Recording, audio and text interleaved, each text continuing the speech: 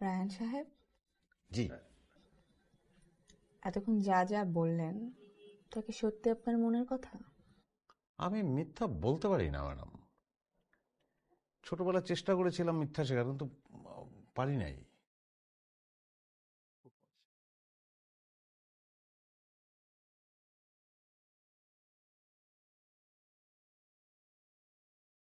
আসলে হয়েছে কি জানেন রায়হান সাহেব, না। কোম্পানির মালিকের মেয়ে হিসাবে সবসময় আমাকে একটা গাম্ভীর্যের মুখোশ ধারণ করে থাকতে হয়।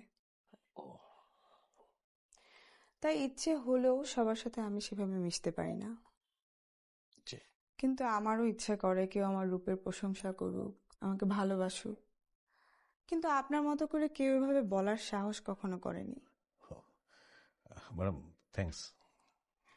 তাই সাহস করে যেহেতু বলেই ফেলেছেন, নেক্সট উইকেন্ডটাকে আমরা একসাথে কাটাতে পারি রায়হান সাহেব? উইকেন্ড? উইকেন্ড। নেক্সট? হ্যাঁ, আমরা আমরা কাটাতে পারি, চমৎকার করে কাটাতে পারি। আমরা একটা চমৎকার কফি শপে ঢুকে পড়লাম, তারপর কফি পান করলাম।